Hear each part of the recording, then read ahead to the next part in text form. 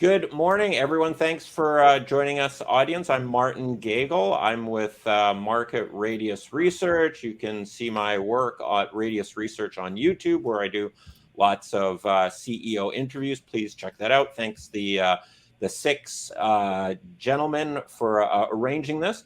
Today, we've got Brian Skanderberg, Jeremy Link, and Wes Hansen joining us today. And the topic is historic resources or historic mining projects that are being revitalized. And we are looking into how to assess those older projects that are trying to get a new life put into them, and what risks and concerns and opportunities to assess while you look at that. So I first want to introduce all of the gentlemen here. So I'm going to go through them, and I'm going to ask each of you to tell us a bit about yourself and just a quick 1 or 2 minute overview on your company, so the audience has a good understanding of your background and what kind of project we're working with. So Brian Skanderberg, let's start with you and GFG Resources. Thanks very much, Martin. As you mentioned, I'm the CEO of GFG. We took this company public 6 years ago, and vision was always be a district scale explorer. We've executed on putting a large portfolio of land together in the Timmins area, and we've subsequently advanced that through exploration. The main asset that we're focused on is called the Montclair Claim Group, and it's part of the Gold Arm Block. So we control about 800 square kilometers. We're based in Saskatoon. We'd be about a 20 to 30 million market cap company, really focused on growing the Montclair deposit and exploring a pretty extensive land position. So the concept of working with historic data is very relevant in what we do in Timmins. And I think when we think about our history in this belt, understanding what our predecessors have done, how we can do it better, where we can take this deposit is really very relevant to GFG. So we're a team that's found deposits before. We're a district scale explorer, good track record, and based out in Saskatoon. That's a summary of GFG. Thanks, Mark. And on your project, do you have a current resource estimate, or is there a historic resource that's non-compliant? How much work has been done, and what are sort of the asset at this point? Yeah, no, sure. There was several historic ones, and you can go all the way back to the 60s and look at a number of these resources calculated in various ways. So yes, there are some historic resources that would vary somewhere between 50,000 and 500,000, and a whole whack of parameters around those. So there's about 150 holes drilled on this. Most of this was done back in the 40s and 60s, and I think it's important to critically evaluate thinking of the time. But yes, there's a historic resource, and we're working to grow that and bring it into compliance and continue to look at exploring the rest of the land position. All right, Brian, thank you very much. Jeremy, with Kiboko Gold, thanks for joining us. And why don't you tell us a bit about yourself and the project you're currently working on, or projects? Yeah, thanks, Martin. So I'm Jeremy Link. I'm the president and CEO of Kiboko Gold. I've got degrees in geology and engineering, and I've been worked on all sides of the mining industry, from everything from exploration to capital markets and on the buy side. Kiboko is a company that we took public 10 months ago. The purpose of this was to go and consolidate 6 contiguous projects in the Abitibi region of Quebec, covering about 100 square kilometers. The project is data rich. There is 937 historical holes that we have found on the project, covering about 140,000 meters of drilling. Right now, we're working through completing a verification drill program so that we can use the historical drilling for mineral resource estimation purposes. And we're targeting to deliver a open pit mineral resource, a maiden mineral resource for this project called Harricana in the middle of this year, so in the next 2 or 3 months. All right. We seem to have a guest here that's dropped off momentarily. Hopefully they'll be coming back. Wes, welcome back. Welcome to technology. Yes, the ever-present, sometimes working technology. Wes, why don't you tell us a bit about your background and the companies and your current project, and a bit of the history behind that. Sure. So I'm a professional geologist. I've worked in the industry for over 40 years, sadly, and have come across a number of different opportunities, mostly where historical information offers a significant advantage. And I think that Thunder Gold, which is a rebranded Canadian junior company that's worked on many of these type of projects throughout Canada, Thunder Gold has recently acquired their Tower Mountain project, which is just outside of Thunder Bay, Ontario. It's a road accessible, large tonnage, low grade opportunity with about 175 drill holes completed, approximately 35,000 meters of drilling, extensive network of surface sampling, a lot of geophysical data that was collected in the past. And all of those things offer significant opportunity, discovery opportunity for now, because, things have changed in the last 50 years. There's been advancements not just in exploration methods, but also in how data is interpreted, how it's handled, what kind of deposits you're looking for. I mean, Northwestern Ontario in particular was sort of a hub. The focal point was high-grade underground gold systems. And now you're starting to see an increasing effort with the success of mines like Detour and Malartic, Canada's largest gold producers. You're starting to see a lot of focus on large tonnage, low-grade opportunities, because simply put, they bring less drama into the mix in terms of operations.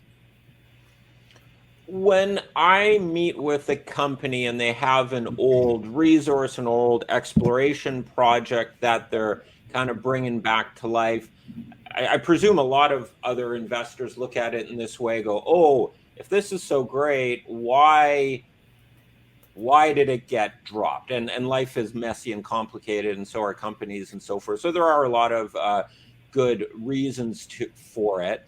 But Jeremy, why don't we start with you?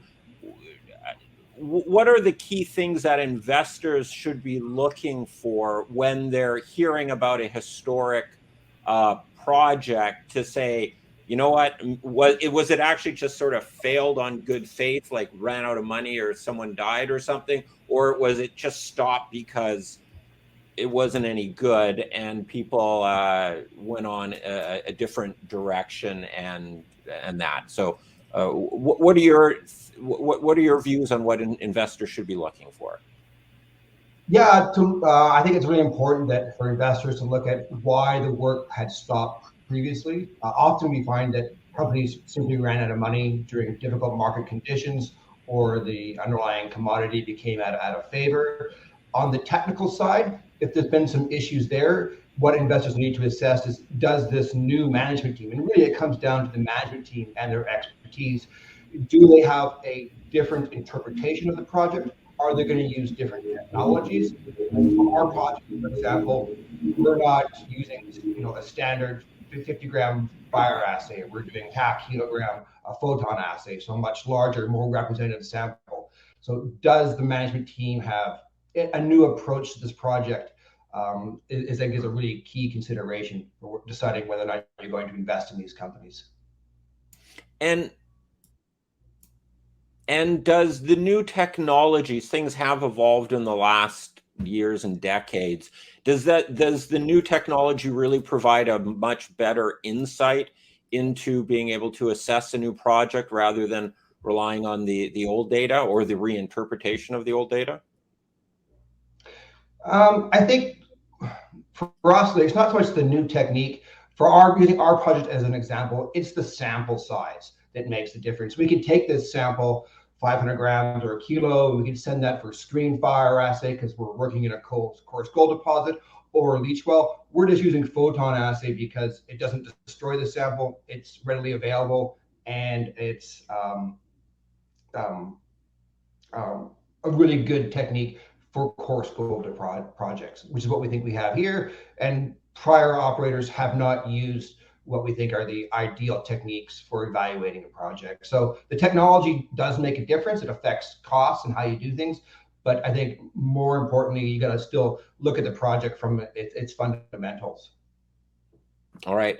And Wes, what do you think investors should be looking at when a client pitches them or a company pitches them on a historic project that's getting a new look at life? Well, I think the important thing for people to remember is that, you know, a lot of mineral exploration in Canada, successful mineral exploration in Canada and around the world was you know, used data and used exploration methods that are quite frankly out of date. And I think that Jeremy hit on a few things there. There's newer methods, both in terms of geophysics and how you analyze your samples. There's newer targets. I mean, when I started in this business 40 years ago, the first mine I worked at, the average grade of that mine was about 12 to 15 grams per ton. I worked at a mine where they used to throw 6 grams per ton over the bank as waste. It was shocking, right? I worked at my first open pit mine I ever worked at. They needed an average grade of 2.5 grams per ton to survive.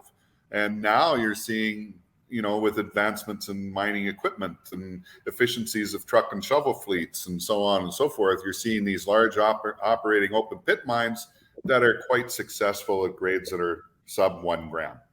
And that's the new normal. And I think a lot of the old exploration that was conducted throughout time, basically, if you didn't see, you know, 10, 15, 20 grams per ton over 1.5 meters, 2.5 meters in your drill core, you walked away.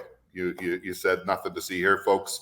I'm going to go on to the next opportunity. And as a result, you have this tremendous database that's sitting there waiting to be mined. And all we have to do as geologists is go in and do a good job with our data mining, not necessarily our actual mining, but a better job with our data mining. Gotcha. And Brian, what should investors be looking out for when evaluating a new old project? Yeah, I mean, I always invest in the space as well as operate in the space. And, you know, when trying to talk with a management team, the question I would ask them is, you know, truly do they understand what they're doing differently and how the other predecessors may have not necessarily failed, but had a different deck of cards dealt to them. So I'm always asking and looking for transparency in management in terms of what was done, what they're going to do differently, and how that changes this project. And I think Wes and Jeremy talked about technology and you know, cutoff grades and these components here. I boil that down and say kind of even infrastructure, right? So if we think about a project might work in a belt back in the 60s, cutoff grade in the camp might have been 5, 6, 7 grams, as Wes alluded to. But you know, when you think about some of the massive pieces of infrastructure going on, the critical mass to reach economic threshold may have changed by orders of magnitude. And so something that required 6 to 10 grams before to make an economic deposit of 1 million ounces may have a completely different economic threshold now. So understanding camp infrastructure, understanding the history of technology application, having transparency from management to say, here's what we understand our predecessors have done, and here's what we're doing differently to reach something that is critical mass or may become critical mass. So really, I think you have to build a relationship with management, develop trust in them, and ask yourself, do I really believe in this individual or this team being able to do something different? All right.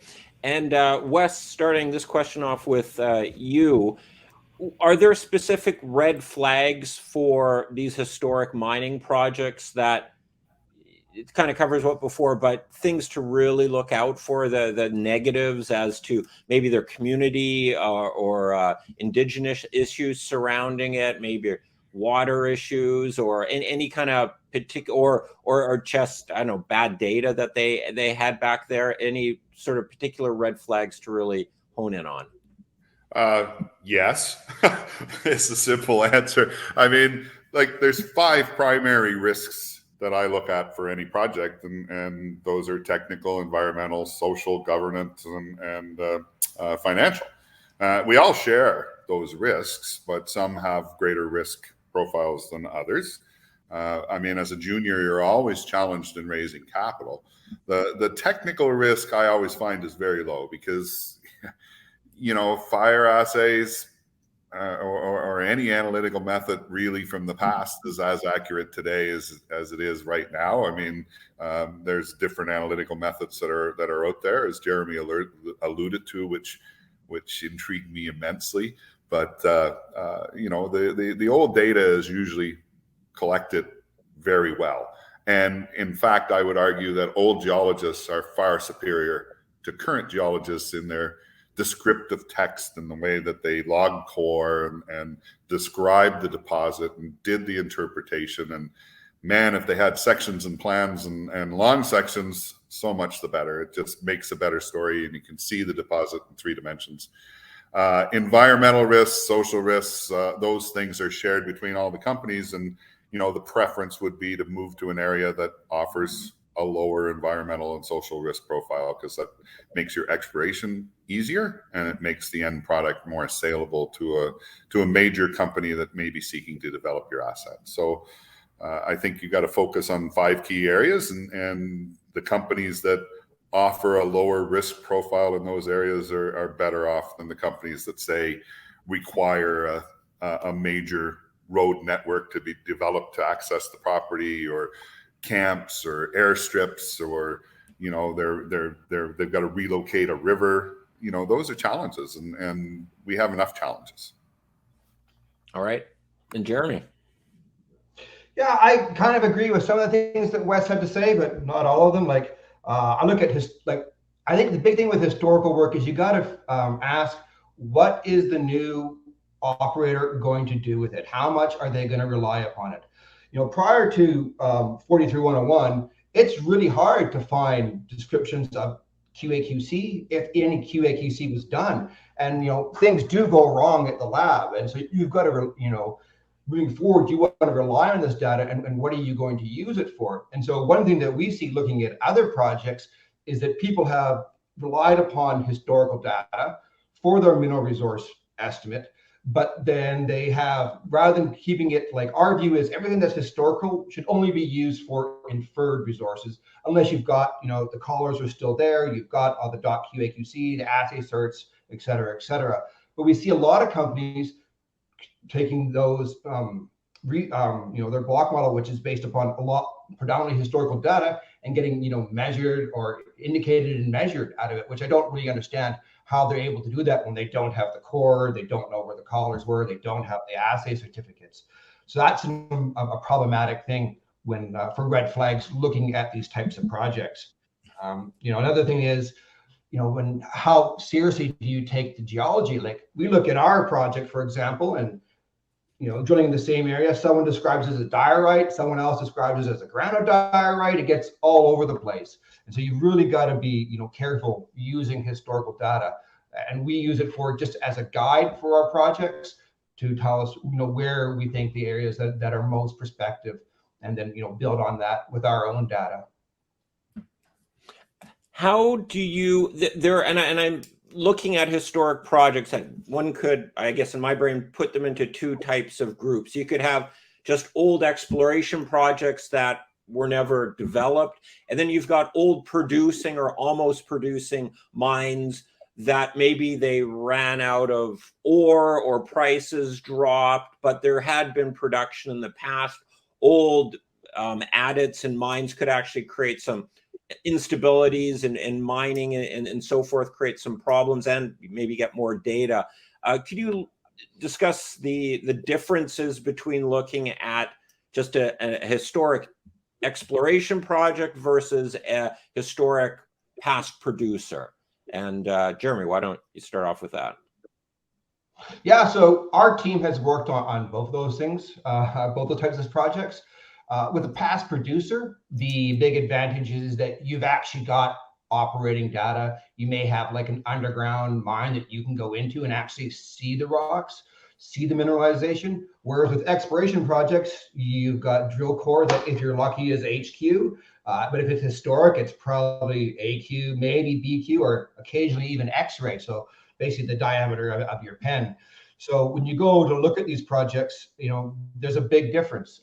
You have a lot more confidence in something that was a past producer relative to an exploration project, simply because that mine produced. And like you said, maybe it went offline because there was a drop in the metal price, and they put it on care and maintenance, and that's the reason why it was came to an end. And now that metal prices are higher, like we see this with copper projects all the time. Copper price changes, and all of a sudden some big producer adds, you know, millions of tons of resource converts to reserve on the heels of that. All right, and Brian. Yeah, I mean, there's a huge difference in looking at a historic mine. There's some projects I've worked on that we've got us. I think we captured 600,000 data points on one old mine, and I found that data was extremely reliable. We captured every litho, every assay down hole. We could build solids out of it, and we quantified a resource that was 43101 compliant. So I think it boils down to your ability to reconcile the data, reconcile it to something that came out of it, and if you're looking at drill holes, if you're looking at earlier stage exploration data, it's difficult to reconcile because there's no end product to it. So you've got to go through and look at the real, if you can get to it, the QA/QC or the detailed surveys or the whole survey collar data, things like this that are often not able to be vetted. So there's a inherent level of risk and uncertainty in this earlier stage exploration data. But when you do get into the producing environment, often you find that, look, every hole was surveyed very well. Every level was surveyed well. They have it all on plan and on section. They actually did a good job at this. So, I kind of agree with Wes that the old timers, I think, did an astounding job in many places at understanding and documenting what they were doing. And in many ways, sometimes we rely too much on technology these days, and not enough thinking goes into it, whereas the old time guys drafted it in section and plan and thought about it. So I think there's often things that you can glean from historic work that is almost works of art because of the level of interpretation they went through in trying to understand the geology. But there's a very material difference between these two end members of historical data and their reliability and how a company should approach them, and an investor in terms of metering the level of risk with that data. And Wes. Both guys made both Brian and Jeremy made very valid points. I think, I look at the historical exploration data simply from the viewpoint of it's a guide to where you should be looking to do your next exploration program. And you got to do your exploration program according to the rules and regulations of the regime in which you are publishing your results. And in our case, that's 43101, and that's very specific.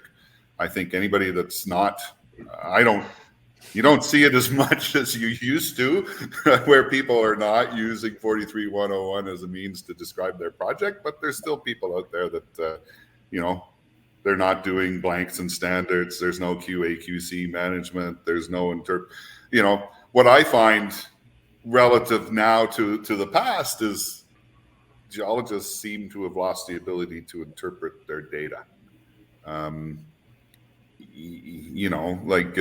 That's key, is understanding the geology and figuring out where to drill next and why the grade is in this particular location and whereas it's not in this particular location. So, when it's $250 to $350 a meter drilled for your exploration costs, you need to be as efficient as you can possibly be as a junior, because you can't afford to miss. The market is such now that you don't have shareholders that buy your story and stick with your story through thick and thin. Generally speaking, their attention span is a lot less limited, and you've got to demonstrate a successful exploration model and a successful exploration concept in order to survive. Yeah.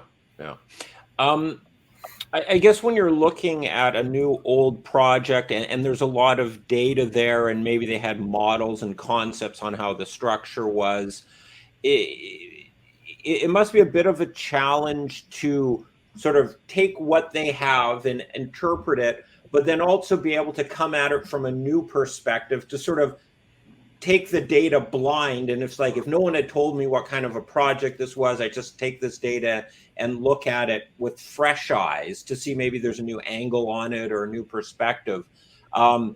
I guess, is that a challenge for you, or do you put any kind of processes in place, like just give the raw data to a geo who's doesn't know anything about the project and just say, what do you see here? Brian, why don't or just strategies on sort of your mental game on how to review and reinterpret historic data?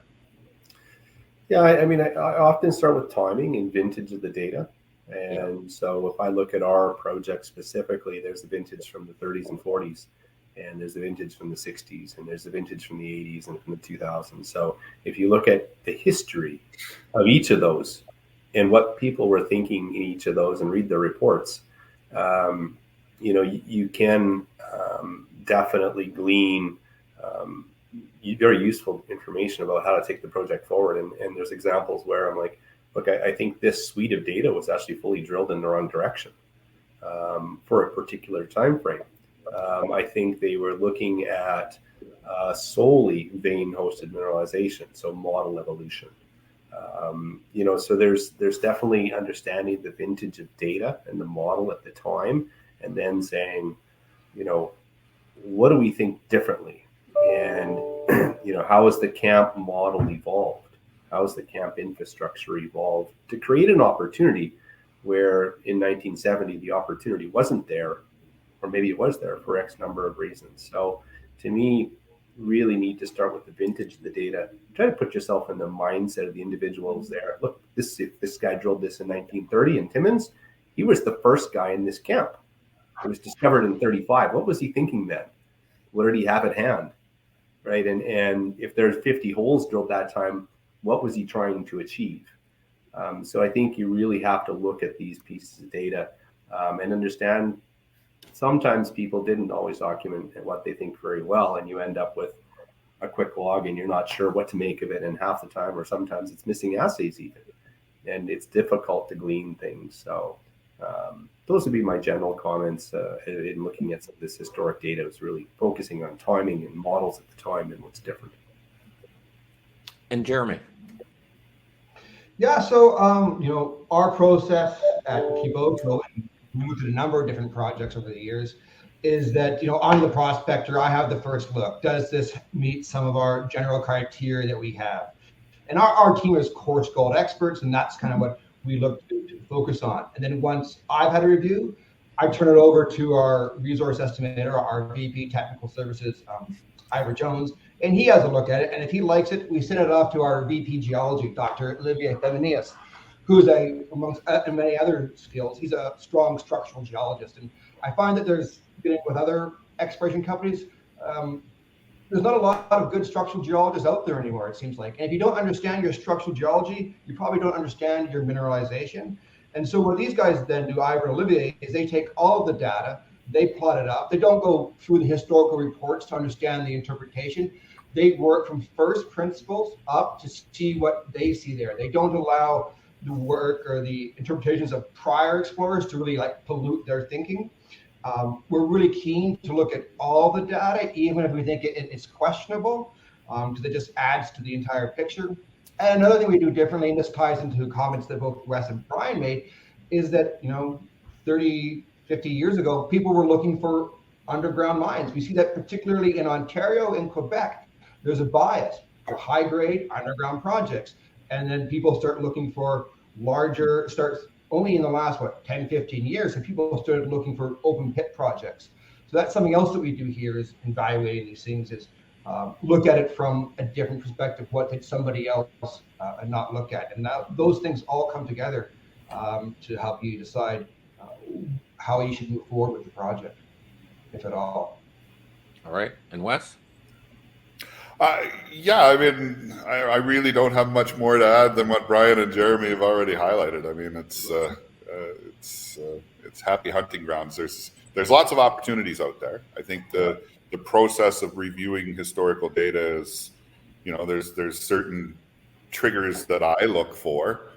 Mostly what I look for is if you're acquiring a new area, you're looking for areas of where the drill core hasn't been sampled in between the high-grade veins. I mean, that's an excellent starting point, because as the guys have pointed out, Malarctic changed the game in Canada. I mean, the U.S. guys got it in the 80s, started building all these massive open pit mines to mine low-grade mineralization, and they became very successful at it, and that basically changed the industry. I think it's opened up. It's going to reinvigorate a lot of gold camps, and I think from our perspective, I think the Shibandoo Greenstone Belt is one of those districts that was traditionally overlooked because you could never really join up the high grade vein type Visible Gold, spectacular hits. You couldn't really stitch those together in a cohesive pattern to allow it to be mined using underground methods. But if they're sitting in this sea of low-grade mineralization that is economically viable at $2,000 gold, which is significantly higher than the gold price in the 1980s, you're in business. You got yourself a winner. All right.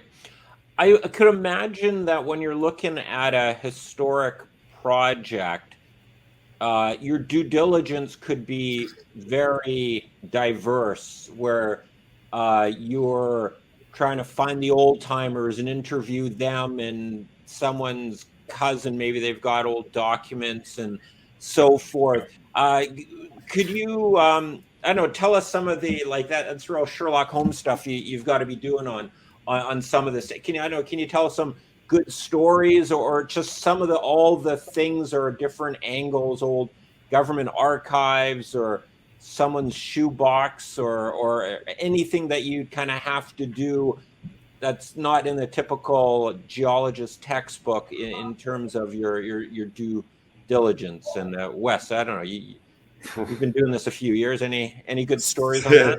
Sitting around talking to the old prospectors that have worked the area extensively is always a worthwhile venture, and provided you just don't end up drinking too much. You usually get a pretty good overview of the camp and a lot of insights that, the old time prospectors, they were good at finding gold, man. I mean, I don't think there's anywhere in Ontario that hasn't been extensively prospected, and there's all kinds of gold showings out there that have been identified on surface. They're in the right rocks. Company X came in here in 1950 and drilled 5 holes and was discouraged. And then, I laughed when Brian was describing his experience, because it's exactly the same wherever you go. 1930, 1960. 1980, 2000, now we're at 2020. It's like every 20 years people come back and start looking at these things. And it's, I think the gold price, if you're bullish on the gold price, which I assume everybody who's joined the call is bullish on the gold price, and they should be, gold's going up. Gold is one of the better investment vehicles out there. It has been for the last 25 years. It will be for the next 25 years. The supply-demand fundamentals are solid. Don't use the North American market as a basis for your investment decisions. Look what's happening where the middle class is actually in ascension as opposed to being in decline. That middle class is going to buy gold buying, and that's going to drive gold price, which is going to drive our profits and your shareholder benefits. All right. Brian, any sort of good story? And I guess a lot of it would be the soft skills when you're doing that extra bit of due diligence on a historic project, is trying to talk to as many people. Maybe there's a geo who had a story of why this happened, or am I offline there? What? No, you're right. And I mean, the obvious one was the historic old time prospectors, and that's one that's just invaluable to me. Spending time with these guys, they have a different vintage of time, and trying to understand, the pieces of data that may not have been included. And I'll go back to working in Saskatchewan on at CV there, and we found a great ore body in Santoy Gap. And the reason we found that one was because there was an old prospector that somehow sampled 300 grams in this area 20 years before we were there. And this thing sat in our database, and nobody could understand what he sampled, how he got this thing, but it led us to keep coming back to this target. And in the end, we found Santoy Gap, to me, what will be coming in is Saskatchewan's best gold deposit. And we found it because it reflected leakage off a blind deposit. And he found this little, probably fracture controlled gold, 150 meters up dip of the mine. And, had we not had that data point and his context, we wouldn't have gone back to continue giving a target a third chance after dusting it twice on it. So this historic knowledge context angle is really valid to spend time at. And the other one I would flag is even things like history context of Northern Miner in newspapers. is fascinating. If you go read a Timmins newspaper from the 30s, you come out of there with a fascinating number of stories in context to the camp at the time. It's like there were 6 divorces in this weekend in Timmins, but here's the gold that was found at Montclair, and here's the setting of it on this farm and the description of it. And simple articles that you can't find anywhere else. So I've always find going back to look at newspapers and Northern Miners, ironically, to be an interesting source of a piece of information you don't get out of an assessment record. Interesting. And Jeremy? Our experience for due diligence, and not just on historic projects, but particularly historic projects, is that it's a black hole. It's, you didn't collect the data yourself. And like, for example, with our Harra Canada project, we got a hand-me-down Excel spreadsheet with a bunch of historical data in it, which was great for the early stages of evaluating the project and deciding that somebody wanted to go ahead with. And then we turned to the actual historical records. I think Jack Stock at Globex had over 200 banker boxes full of data with our project, which probably hadn't been open in decades. We had Jack's team scan every document twice to make certain that we didn't miss any. We then, with all the logs and the assay certificates, did double-blind data entry. That's where someone enters it, someone else enters it, and then you compare to make sure that there's no errors. And it just goes on and on. Then you turn to like the government deposits of data, and then you find a whole bunch of stuff. And then you go, you start looking at academic papers. You go to the Northern Miner, and their website's incredible. You can pull back things, decades and decades. And so this due diligence exercise becomes a black hole. And then you talk to people who were there. Maybe there was a bulk sample taken. And our project, one geologist we know said he was there for the bulk sample, and he'd never seen, native gold outside of a quartz vein. That was the first time he'd ever seen that. And so, that's interesting to find out that that's, a perception people didn't understand. Ultimately, due diligence is a black hole on these projects. For us, it took us like 2 years to work through the boxes of data. And even then, we just said, that's enough. We'll stop here. All right. And Wes, when you're structuring a deal, purchasing it off of the old owners or that, those have different characteristics. There may be royalties on them already or NSRs and that. Can you tell us things to look out for on how these old deals are structured when acquired, or what's obviously you want to get it for the cheapest amount, but if someone's just giving it to you for sure, we'll give it to you for nothing, does it sort of signal like, oops, maybe we're just buying some moose pasture here? Well, no, I mean, some of the best deals are the deals that are undervalued, right? I mean, yeah. It's really difficult to do a deal now in this day and age where you don't have a royalty chain attached to it. And sometimes those royalty chains are complicated and messy. And personally, they drive me nuts. It's a drag. It's another financial drag on your opportunity.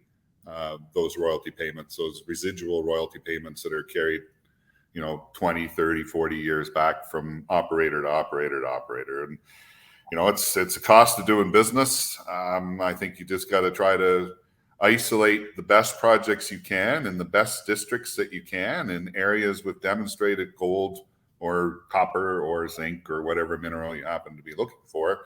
You focus on those areas where there's historical work that demonstrates that there's some gold there.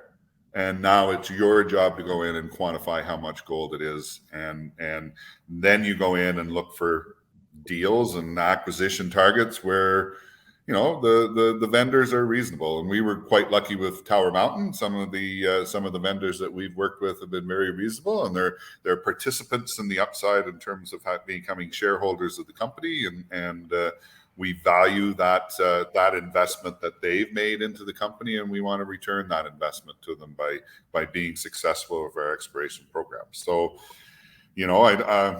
it's an expensive business, but you want to try to structure a deal that's got a cash component and a share component and a residual NSR component, and still end out coming out with an asset that, if there is 10 million ounces there, that you haven't given away the farm, so to speak.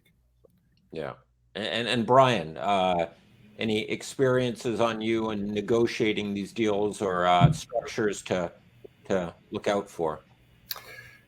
Excessive royalty burden is the obvious one. Yeah.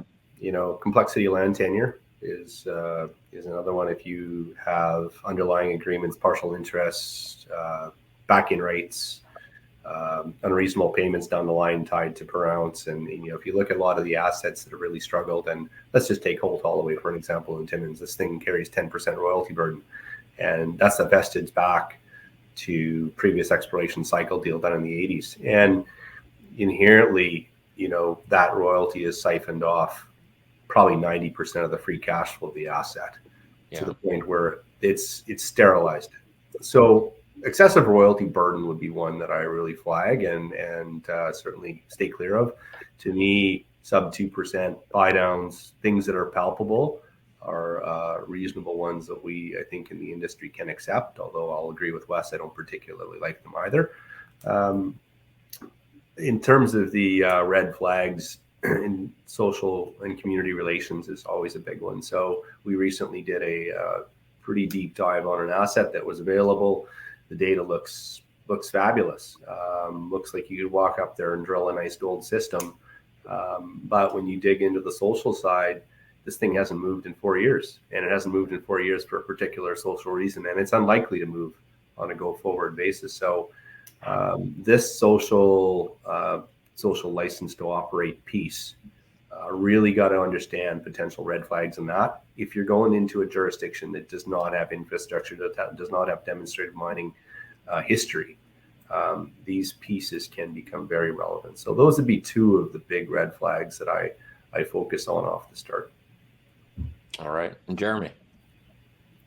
Yeah, in our experience, royalties are often, negotiating those are often deal breakers. You like the project, you like where it's located, you like the potential of it, and then someone wants to, either slap on a new royalty on top of existing ones. Like, no one here is the first one. Well, it's very rare that you're the first company to drill a project. These all projects have a history, and usually it's not the third or fourth person that drills it that there's actually a real discovery made. But like, projects are crazy. And I know Ken or Kyle, if you're on the line, if you could pull up slide number 6 for me, you could show this as an example. So here's the Harricana project map. This is 100 square kilometers on the left-hand side of the screen here. Each one of these different colors is a different royalty that we've got. And so we'll be working with 4 different groups on royalties. But before we consolidated these 6 projects, so they're all side by side into one, we went back to Jack Stock at Globex and got him to negotiate a new royalty on the project. So he had a whole bunch of little ones that, and we had to replace it with a single 2% NSR. Gave us a buyback option, which is important to have, a right of first refusal on it as well. But what's also kind of overlooked sometimes when looking at royalties, though, is the area of interest clauses. Globex had a 25-kilometer area of interest clause on this project. How do you move that forward? Because how do you ever sell the company? How do you ever move it forward with that? And so we got rid of that in our transaction. So royalties are really important. That took a long time to get that renegotiated, and we try to avoid royalties unless you're making a production decision. Like, that's one piece of it's really valuable, the royalty that you have, and you really want to sell it for when it's part of a construction decision, not as part of an exploration decision. And so whatever you can do, like anybody out there who's looking to build their own exploration company, is take royalties seriously, try to get them knocked down or restructured, make sure that there is no AOI, or it's very limited. You have buyback provisions, a right of first refusal, and so on. Like, these are all really important parts, because if not, down the road, these royalties can end up being huge hurdles that your project may not be able to clear. Yeah. And would a kind of a rule of thumb for maximum royalty be around 2%? And if you're going above that, and I guess if you've got more than so much, it takes away possible financing opportunities for you in the future as well. If there's already 3 or 4%, you won't be able to get another royalty on top of that to help fund development or anything. What are sort of you mentioned 10% is definitely sounds like a deal killer, but where does things start, the red flags start going up on royalty rates? Yeah, I think it's so critical that the nature of the carrying capacity of the deposit. So Malartic's a good one. So Malartic has an exceptional deposit and it carries an exceptional royalty and still makes good money. Yeah. That's probably unusual, and your filter for a deposit that can carry that threshold is a high bar. If you're looking at big bulk tonnage systems, royalties kill them very quickly. So if you're looking at a big bulk underground, a block cave, a big open pit, 2, 3, 4% can have a very, very material impact to the economics of a project. Certain underground high-grade projects probably have higher ability to carry burden, inherent by the nature of how they move their throughput of tons and how it drives the economics. Things in Nevada, some of these things in Nevada carry tens and actually still make good money. It's unusual. So I think you need to understand a jurisdiction and a belt and a given style of deposits and look around.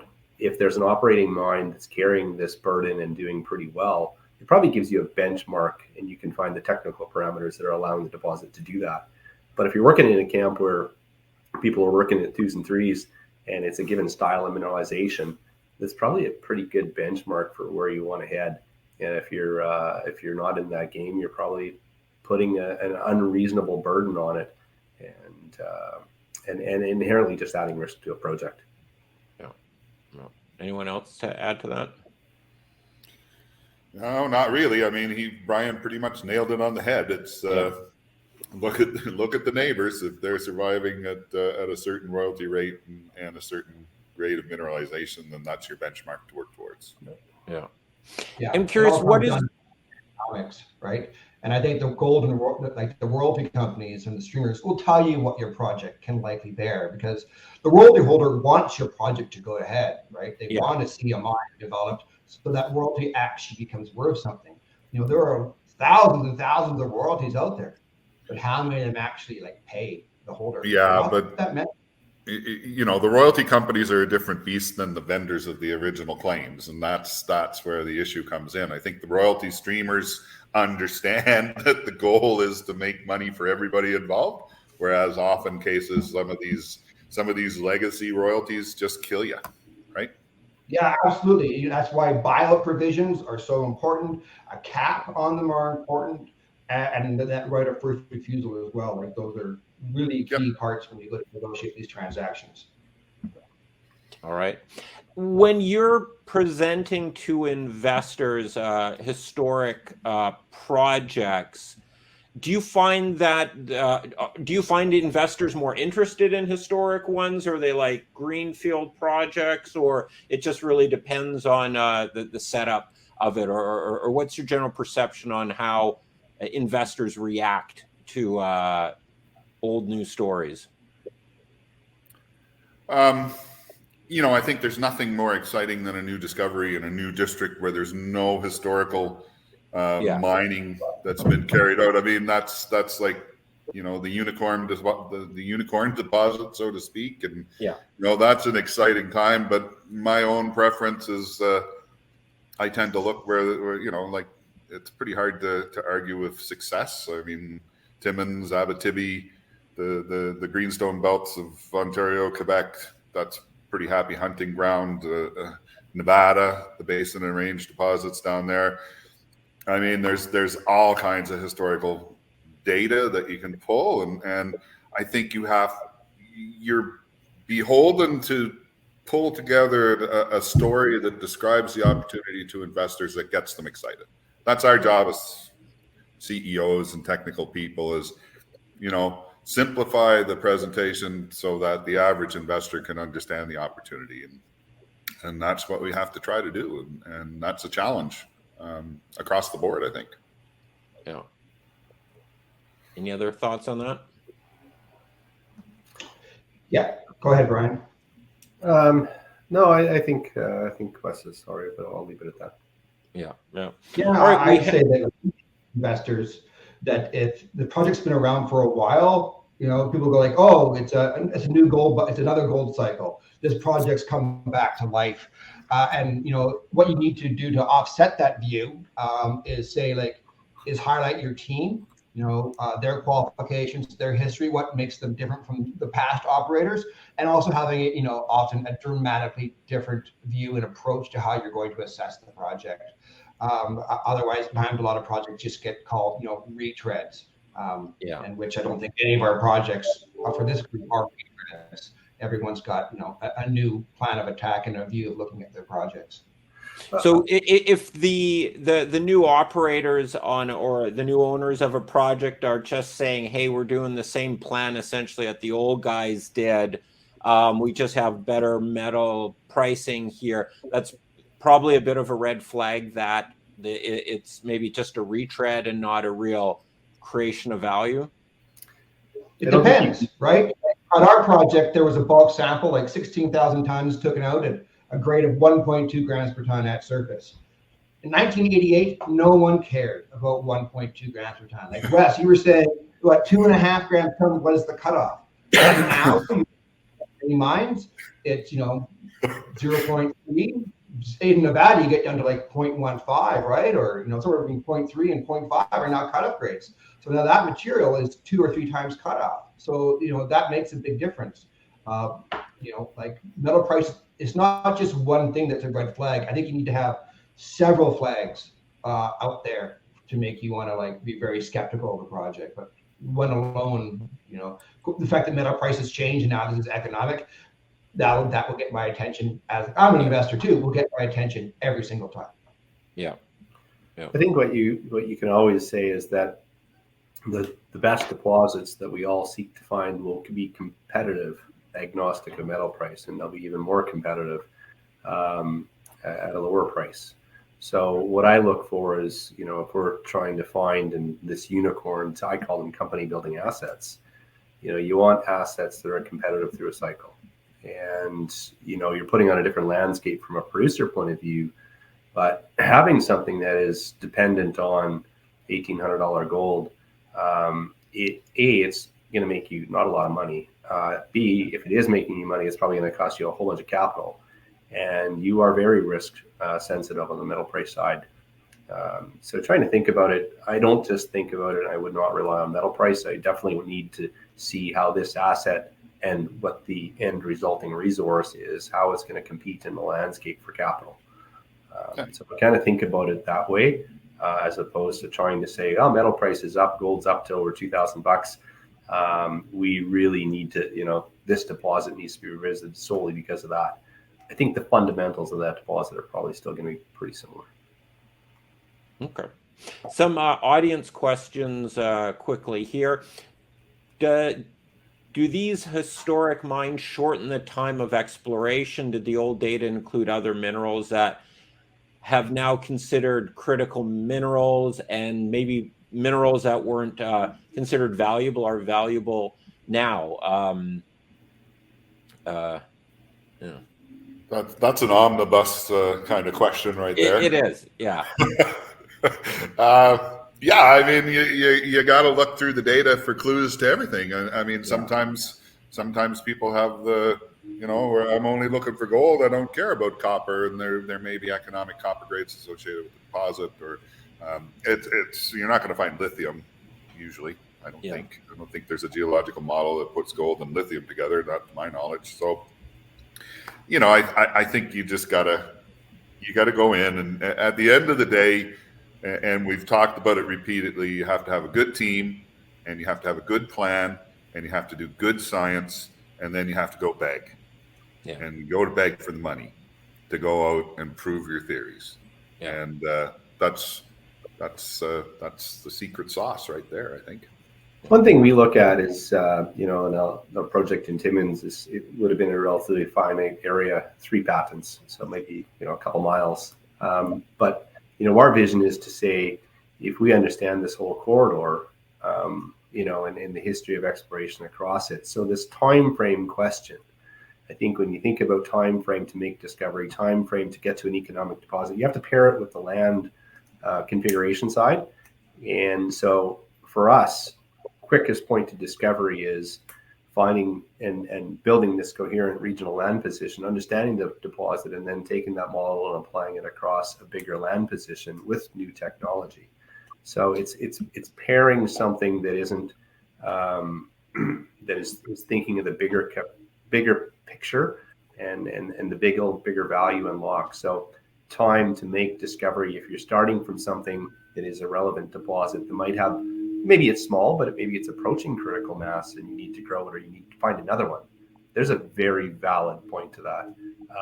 And we think about it from exploration prospectivity. How are we going to put this land position together? Because ultimately, if we're looking undercover, which we are, we will use different technology and we will look in areas where the old timers, they would look and prospect, but difficult to see through 30 meters of till when you're an old timer.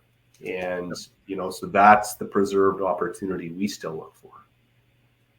All right. And one final question here that I'm going to add to as well. How much should we consider if there are existing but out of operation mills that can be upgraded, utilized, versus having to build a new mill? And I guess conversely to that, if there was an old operating mine there, how much do you assess maybe environmental liabilities that are now on the property that fall onto your purvey of you're responsible for to clean up or to ameliorate? I feel like I want to take this one. Cam, can you put up slide 7 of our deck, the GFT deck? One forward. So this is a map that's 30 kilometers across. And in that map, there's 4 mills. And so when you think about this piece of Timmins, that map has about, let's just say, 90 million ounces of gold in it.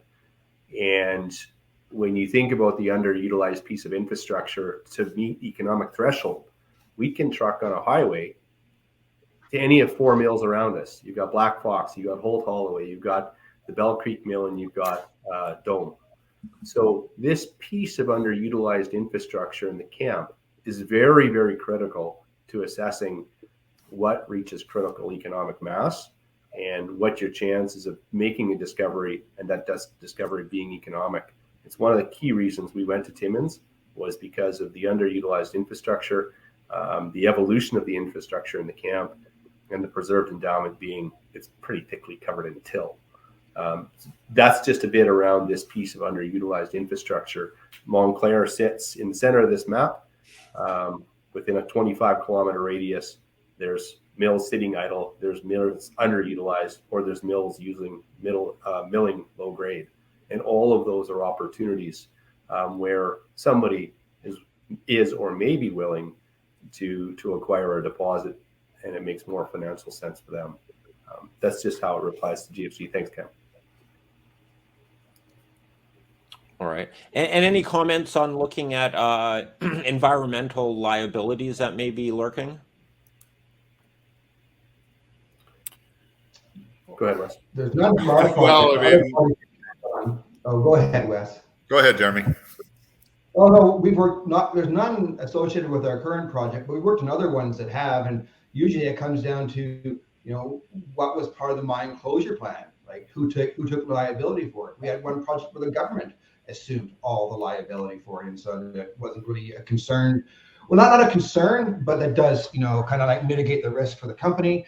Another company we had to take on the environmental risk associated with the historic tailings for the project, which was fine because it was the tailings were grading 2 grams per ton. So we were quite happy to take that and reprocess that material. So it's really like each project's environmental issues are unique to that project. I was fortunate at one point in my career to restart the Mesquite mine in California, and that's about as tough a permitting regime as you could possibly imagine working in. Newmont, the previous owner and operator of the mine, did an absolutely fabulous job in shutting it down, doing all of the permits and establishing the path to reestablish operation of that particular asset. And man, that worked like a charm. They recognized all of the environmental liabilities, historical that they generated, and future that would be created by the resumption of mining activity in a higher gold price regime. And because of that, I mean, it was just, you just jumped over the hurdles in the permitting process, and it all worked tickety boo. And I think, when you're evaluating, and that was a money making decision to get involved in that particular project.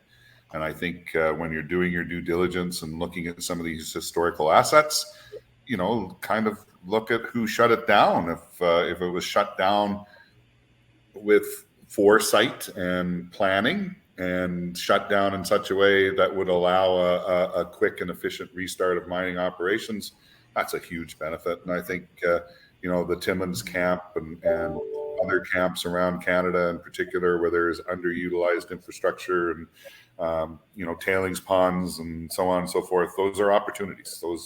Because reestablishing all of that stuff is very costly. Yeah, like Wes said, what's really important too is what you mentioned is the shutdown. Like, if a major under proper care and maintenance, great. We worked on another project where they ran out of money and they just pulled the plug, and the mill was like a disaster to like rehabilitate and clean up and stuff like that. And that was not an expense that was kind of like foreseen. Well, there's a mill there, and then it's been sitting there for quite some time and not on proper care and maintenance. Wasn't shut down properly. It has an adverse impact on the economics for the project. Yeah. All right. Gentlemen, there's good old and there's bad old. Yes. Right. Old. Yeah. Exactly. I think that's a very good thing to remember. Just because there's an old mill there could be good or bad. Yeah. All right, gentlemen, we're into this an hour. We should wrap it up. Why don't we just have some final comments from each of you? Any thoughts on the general topic? And I don't know if you want to plug your company, any new catalysts coming up here in the new term. Toot your horn a bit. Go for it. Brian, why don't we start with you? Yeah, TFT, we've just wrapped up a drill program in Timmins. Our vision has always been to take Montclair forward to resource and continue to grow it. We consolidated land positions where we hold 800 square kilometers in Timmins, and we're next only to Newmont in our land holdings. So we focused on this belt. We've got an advanced deposit that we're drilling off with economic hits, and we're making discoveries and step outs and across the land position there. So we just completed a financing, $4.5 million in the bank, led by Alamos and the Lundin family. So we've got very strong backers, a good balance sheet, and good news flow. So using this piece of historic data has allowed GFG to recognize an asset that maybe was under-recognized, underappreciated, and found a good way to enter a belt like Timmins in a cost-effective manner. And this is really what we're all about, is creating value for shareholders. And if we can find entry points that are palpable and reasonable, no heavy royalty burden, maybe the cost of it is shares or future payments, but they're manageable. This is what we're focused on. So very focused in Timmins. Certainly pay attention to our drill results coming forth here in the next quarter. Thank you very much. All right. Thanks, Brian. And Jeremy. Yeah. Almost all exploration projects have historical data. Most companies who work these projects weren't the first ones to make the discovery. It's the third or fourth group that comes along. For Kiboko, our team specializes in coarse gold. Our Admiral Gold, where we're all executives or consultants of, was acquired by Endeavour Mining for about $160 million. And we went back and reevaluated a historical project that many others had worked on before. And then, a couple of years ago, we formed Kiboko to go out and kind of do that thing again, look for a data-rich project, found one 55 kilometers north of Eldor, I think the best mining jurisdiction in the world. There was about 140,000 meters of historical drilling that, our team, located and tabulated and used that to generate a model showing the potential for a multi-million ounce open pit project. And we've just completed drilling about 11,000 meters over about 70 holes. We have had some delays with the lab, which means we haven't had some drill results out in a few months. But we expect that to clear very shortly. We'll have a flurry of drill results to come out, and we expect to report a maiden mineral resource for an open pit in the middle of this year. All right. Thank you. And Wes, last but not least. Well, I was happily riding along the road to retirement before I had this opportunity of Thunder Gold fall into my lap, and there's one reason why I'm here, and one reason only is I took a look at the data set for Tower Mountain, and I see an opportunity for a large tonnage discovery, large tonnage low grade discovery, and our business. There's really nothing less useful in society than a pessimistic exploration geologist. So I think my project is the greatest thing since sliced bread.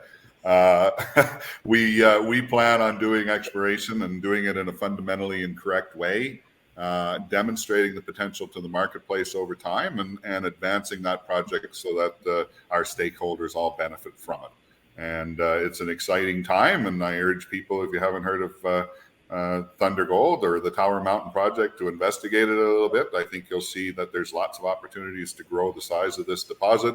The belt itself is tremendous potential. I mean, there's similar mineralization to what we see in the 175 holes that we've completed being demonstrated 10 kilometers away by another company in the district. And that to me just sort of nails down the fact that this is an immense gold system. It's low grade, which is why the historical guys didn't really recognize that opportunity. And we have the tools, and we have the knowledge, and we have the ability to drive this thing forward. So that's what we're going to try to do. Sounds good. Gentlemen, thank you. I'm Martin Gagel, and thank you, the SIX team, for setting this up. I'm with Radius Research, and check out my videos if you can. And thank you very much, guys. Great getting to know you, and have a good day. Thanks, Martin. Thanks, everyone. Great panel discussion and some very excellent points made by all.